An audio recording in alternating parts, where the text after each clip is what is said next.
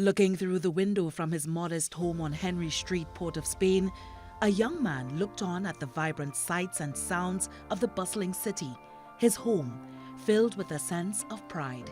He knew deep down that he wanted to contribute to making his home a better place for his younger brother and sister and everyone in the country. A sense of purpose took hold of him, and he vowed that whatever he decided to do, he would be the change he wanted to see in the world. As he hustled to the dinner table, his family waiting, he knew that this city boy was destined for greatness. This is the story of Stuart Richard Young, the humanitarian, the intellect, the leader.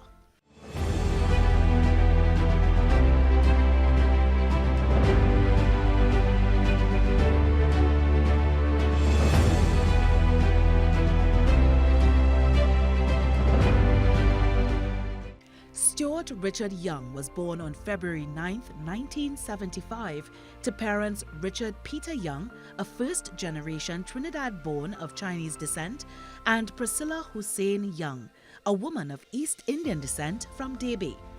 Richard Young was a successful banker, while Mrs. Young was a nurse. According to Mr. Young, his son Stuart, the eldest of three, always showed leadership qualities. He was disciplined, hardworking, and loved to read. He was always a jovial, but I always found him very focused, very diligent, always applying himself, took on school, everything he did, school, sports, serious, right? There was no kind of halfway kind of effort. It was always very dedicated. And we were close. I always give this story. I used to do a lot of running, and he used to run with me. You know, when we did little 10Ks and 5Ks. And then I found out that, you know, marathon running is supposed to be real good for you. And it could, you know, if you did one, you feel a sense of achievement. So at dinner table one evening, I made the announcement. And he just got up from the table and he ran off. And it's like he was upset. And then I looked for him. I saw him in the garden in a corner, sobbing away. I said, "What happened, son?" He said, "Well, Dad, you know, with all this marathon thing now, you have no time for me because we can't run together because you have to do these long runs." You know, and it was so we had a very close relationship from that point of view, family life, you know. And then growing up, he was always, you know, did well in school, kind of top 3, 4, 5. I think it's only later on I think he started come first. It was always second kind of thing. And at St. Mary's College, Stuart, a devout Roman Catholic, considered pursuing priesthood, which then changed to accounting.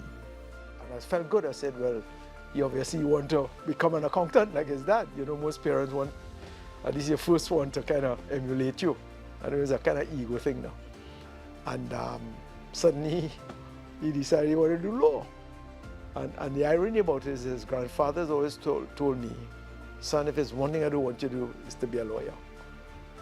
But on reflection, I could understand what happened. You know, he was always one kind of always championing the underprivileged or the ones who are disadvantaged. You know, and I could give all sorts of stories, you know, that he demonstrated, you know, things like that. I could also remember once we were having dinner at this restaurant, and you know, it was kind of, I guess, we were celebrating something, so it was a good restaurant.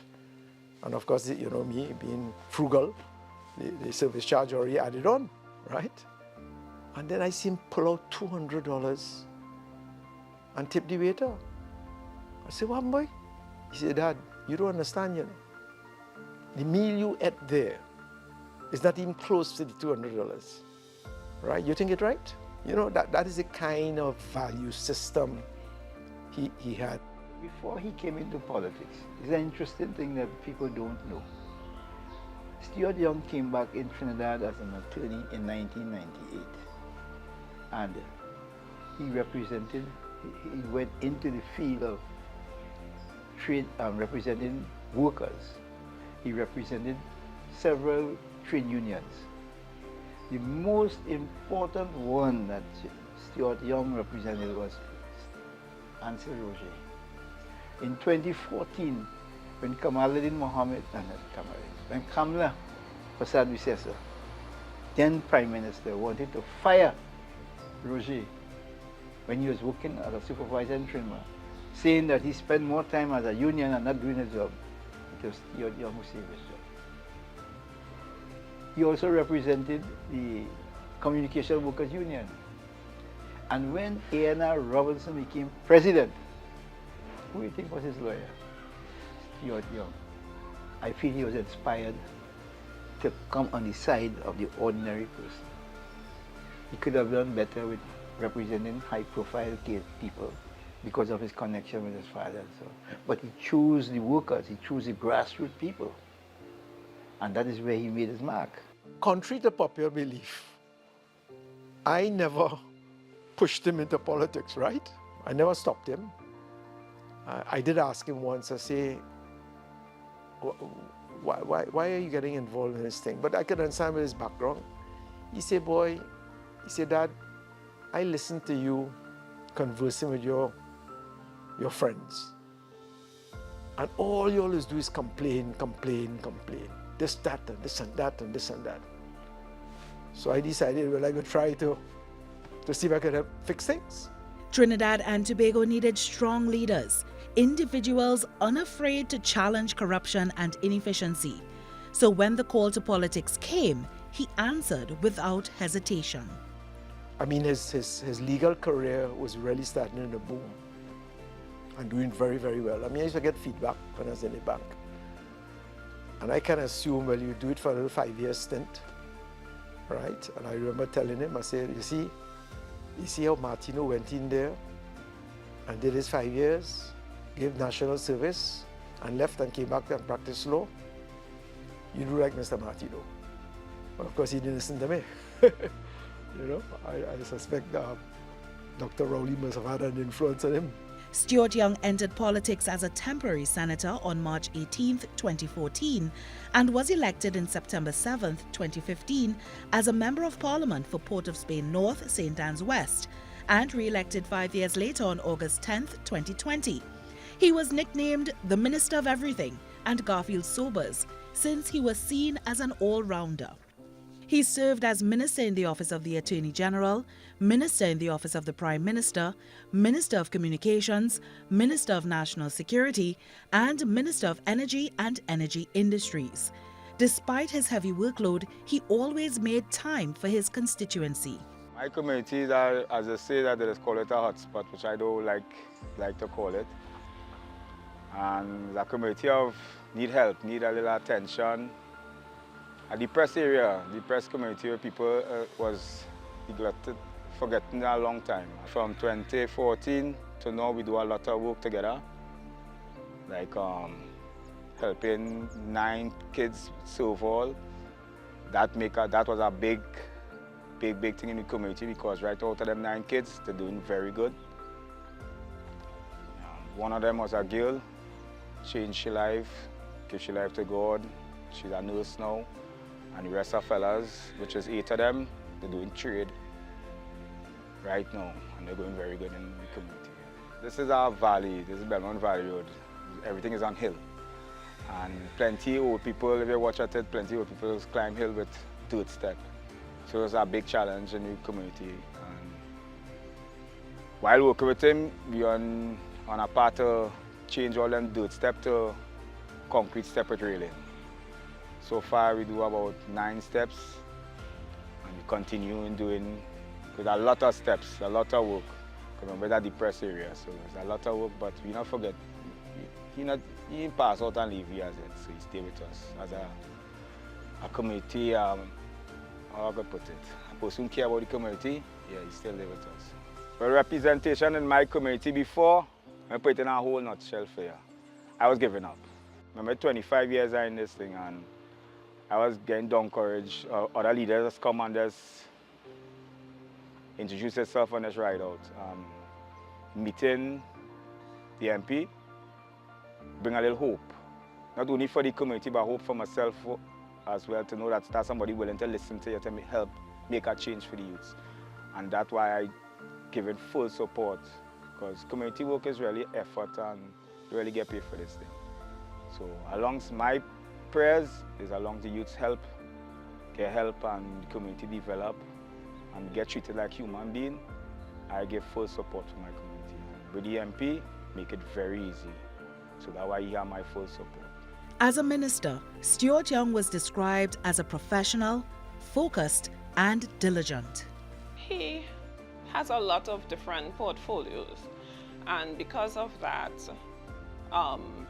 you know, in terms of working with him as a permanent secretary, it requires that I have to be flexible and also be able to be as responsive as he is. There were some instances where he would want me to prepare a note. And he said, well, I'll prepare a draft and I'll send it for you.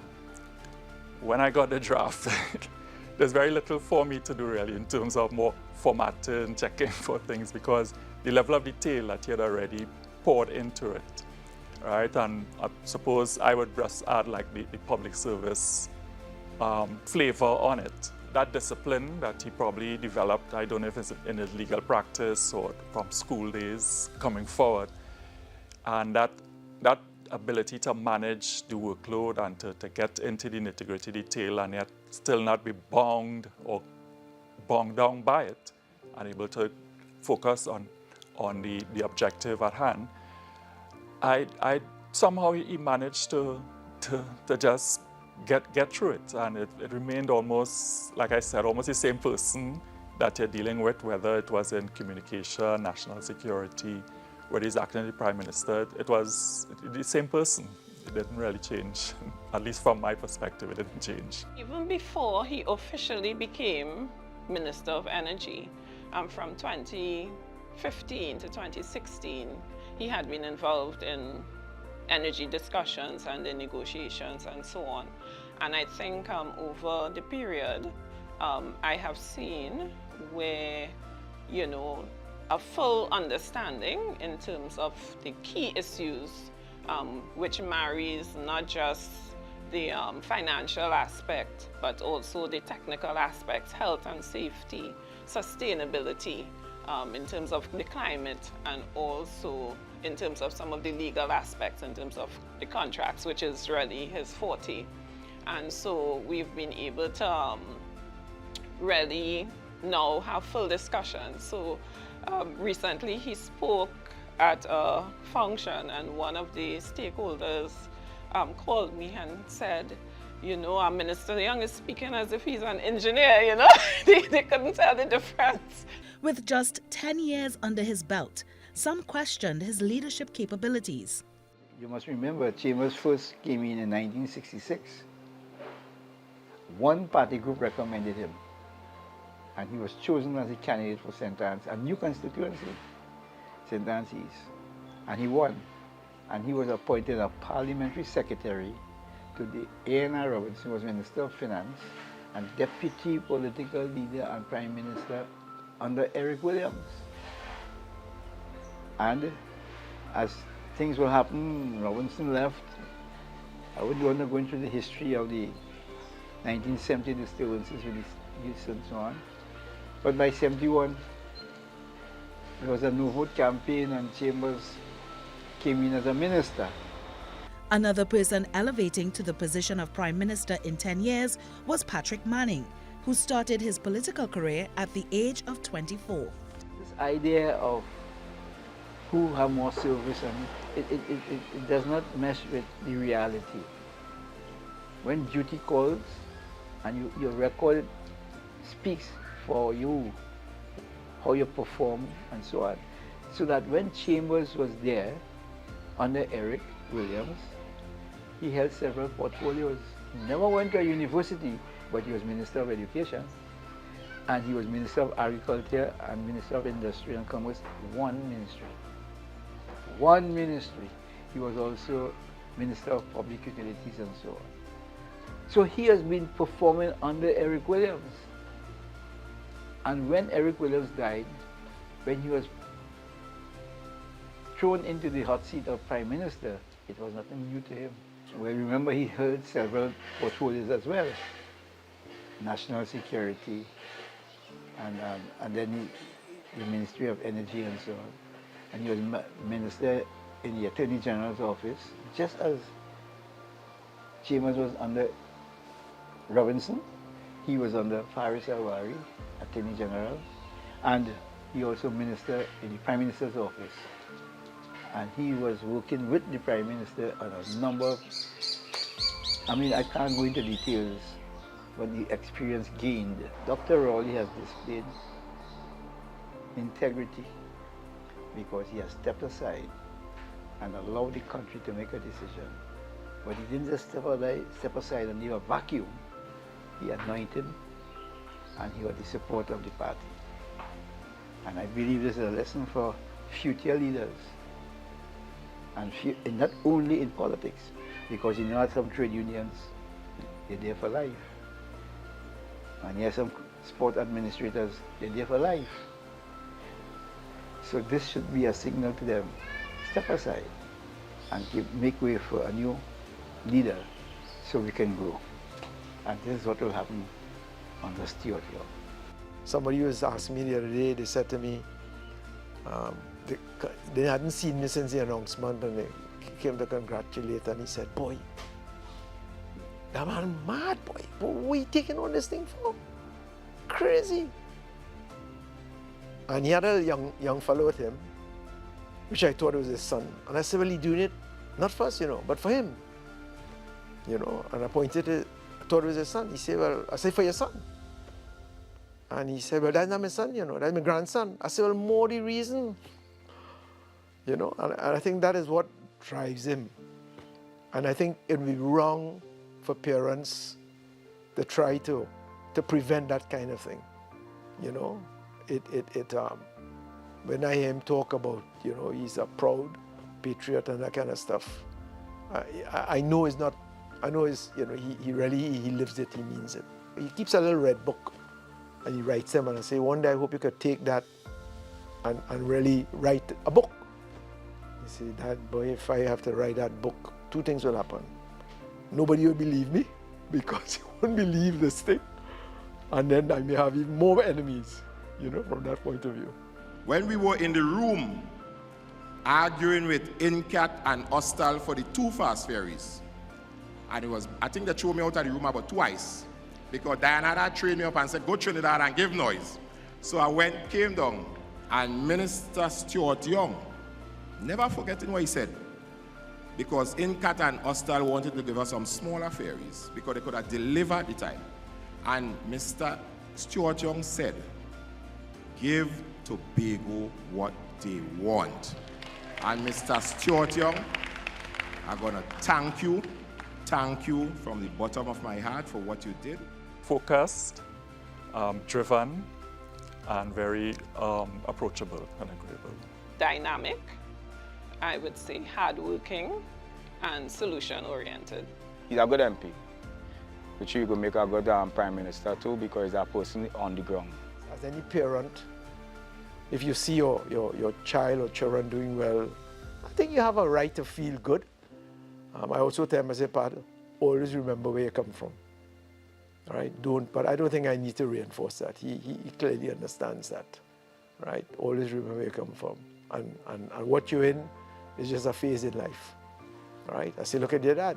Everybody knew when he was in the bank. Now nobody knows him. They kind of say, what was that Chinese man name again? It's, but it's life. And once you prepare for it and you accept it, and I think that's where I think, I'm hoping that his experiences growing up would have given him the kind of values to anchor himself.